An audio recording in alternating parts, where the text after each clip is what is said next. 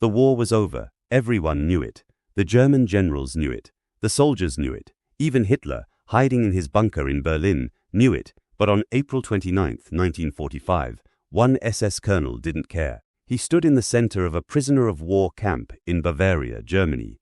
Behind him, 30,000 Allied prisoners, starving, beaten, barely alive, most of them American soldiers.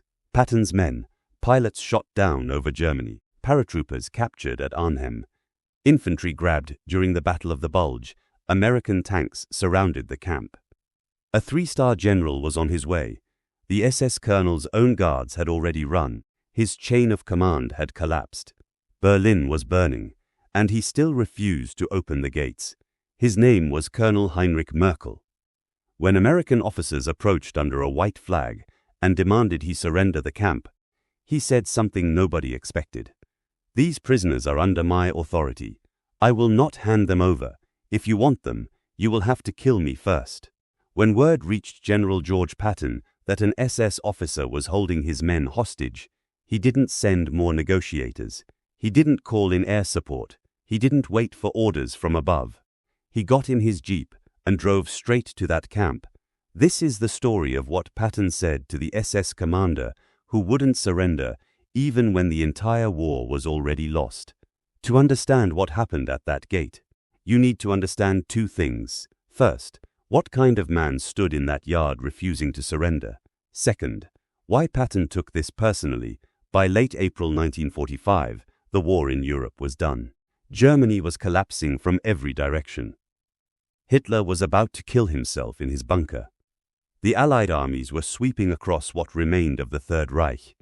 They were liberating concentration camps, freeing prisoners, taking surrenders by the thousands. Most German commanders saw reality. They surrendered peacefully. They handed over their prisoners without a fight.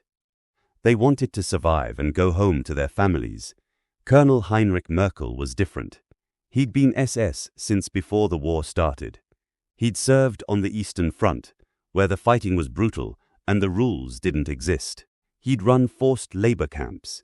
He was a true believer, one of those men who'd watched the Third Reich rise and couldn't accept watching it fall. When his superiors ordered him to take command of the Pobu camp near Moosburg, Bavaria, he saw it as a final mission. One last chance to serve. The camp held thousands of Allied prisoners, American, British, French, men who'd been shot down, captured in battle, or taken during Germany's last desperate fights. Merkel's orders were clear. Keep the prisoners secured. Don't release them. If the Americans come, use the prisoners as leverage to negotiate better surrender terms. But Merkel had his own interpretation. He wouldn't negotiate. He wouldn't surrender. These prisoners were his responsibility, and he'd hold them until he received direct orders from Berlin to let them go. The problem? Berlin no longer existed as a functioning government. The chain of command had disintegrated. No more orders were coming. Ever. If you want more forgotten stories from World War II, the ones that didn't make it into the textbooks, I dig into a new one every week. Subscribe if that sounds worthwhile. April 29, 1945. Elements of the U.S. 14th Armored Division, part of Patton's Third Army, reached the outskirts of Moosburg. They'd been racing across Bavaria for days, liberating towns and freeing camps as they went. When scouts reported a massive POW camp ahead holding tens of thousands of American soldiers, the division commander immediately sent forward a delegation under a white flag. The message was simple: the war is over. Surrender the camp. Release the prisoners. Nobody needs to die today. The American officers expected a quick negotiation, maybe some back and forth over terms, maybe a request for safe passage for the guards. Standard end-of-war procedure. What they got was Colonel Merkel. He met them at the gate. Tall, thin, still wearing his full SS uniform despite the heat. His officers stood behind him, armed but nervous. They knew the war was lost. They wanted to surrender. But Merkel was their commanding officer, and in the SS, disobeying orders meant execution.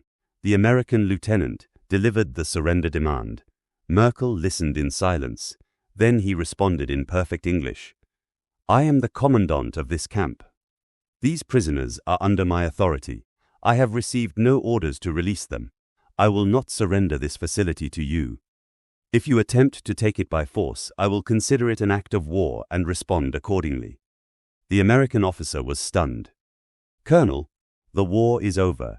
Germany has surrendered. There's no point in resisting." Merkel's expression didn't change. "Germany has not surrendered. The Führer fights on. I have received no orders. These men remain under my control. Colonel, we have tanks. We have artillery. We will take this camp whether you surrender or not." Merkel stepped closer to the wire. "Then you will have to kill me first. Because I will not hand over a single prisoner while I am alive." The American delegation returned to their lines and radioed up the chain of command. Within an hour, the report reached Third Army headquarters. Patton was in his command trailer reviewing maps when his chief of staff brought him the message. "General, we have a situation at Moosburg, the POW camp. The SS commandant refuses to surrender. Says he'll fight before releasing the prisoners." Patton looked up from the map. "How many prisoners?" "About 30,000, sir. Most of them American." Patton's jaw tightened.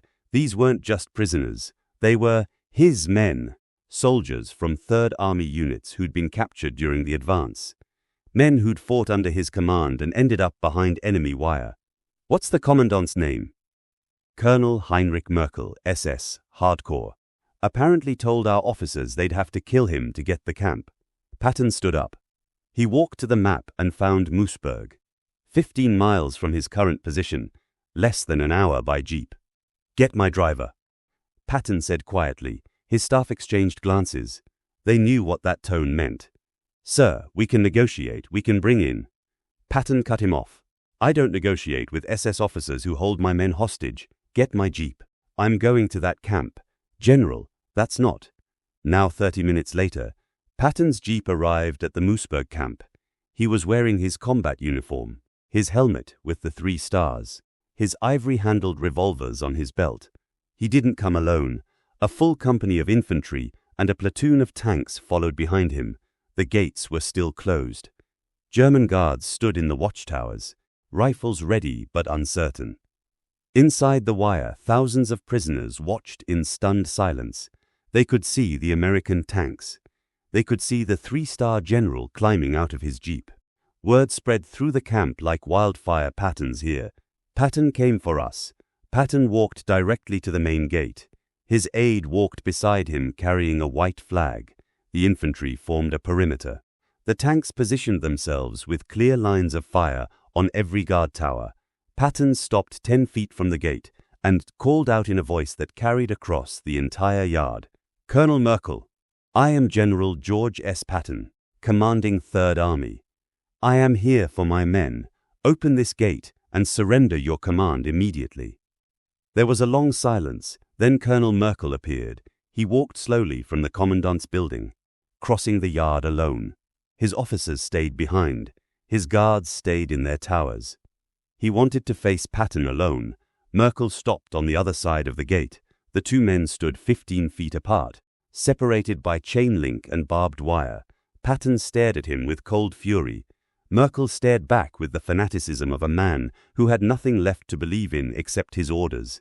"General Patton," Merkel said calmly, "I have told your officers my position. I cannot surrender this camp without orders from my superiors." Patton's voice was ice. "Your superiors are dead or captured. The Führer is dead. Germany has surrendered. The war is over. There are no more orders coming. I have received no official confirmation of this." Patton took a step closer to the gate. "You're holding 30,000 American soldiers prisoner. My soldiers, men who fought under my command. And you're telling me you won't release them because you haven't received a piece of paper from a government that no longer exists." Merkel stood rigid. "I am following my orders. Your orders are irrelevant. Your chain of command is gone.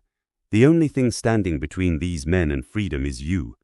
I will not abandon my post." Patton's expression darkened. He looked at Merkel with the kind of contempt you reserve for something beneath notice. "Let me explain something to you, Colonel. I have tanks surrounding this camp. I have artillery zeroed on every building. I have infantry ready to storm these gates. I can take this camp in 15 minutes. The only question is how many people die when I do."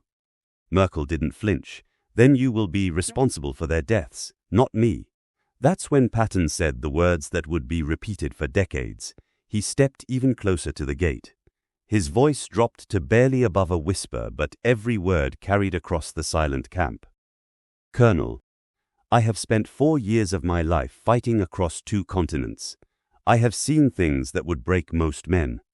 I have killed enemies who deserved to die, and enemies who were just following orders. But in all that time, I have never met a man as pathetic as you." Merkel's face went pale, but Patton wasn't finished. "You stand here in your SS uniform pretending you're following orders, pretending you're doing your duty. But we both know what you really are. You're a coward. You're a man who tortured and starved prisoners for years. And now that the war is lost, you're trying to use those same prisoners as a shield to save your own worthless life." Merkel opened his mouth to speak, but Patton talked over him. "You think holding these men hostage gives you leverage? You think it makes you important? It doesn't. It makes you nothing, because when I walk through that gate, and I will walk through that gate, you have exactly 2 choices. You can open it and surrender like a soldier, or you can force me to take it. And when I do, I will personally make sure you are tried as a war criminal and hanged for what you've done to these men." The camp was silent. 30,000 prisoners stood motionless, watching. German guards watched from the towers. Merkel's officers watched from the buildings.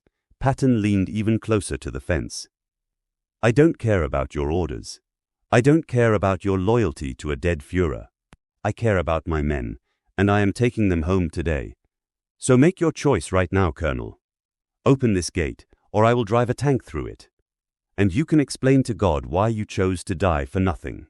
For a long moment, Merkel said nothing. His face was ashen. His hands were shaking. The absolute certainty he'd carried for years was crumbling under the weight of Patton's words. Finally, Merkel spoke. His voice was barely audible. "What guarantee do I have that my men will be treated fairly?" Patton's answer was immediate and cold. "You have my word that they will be treated according to the Geneva Convention, which is more than you gave to the men you held prisoner. Now open the gate." Merkel stood frozen for another moment. Then, without a word, he turned and walked to the guard tower. He gave a single hand signal.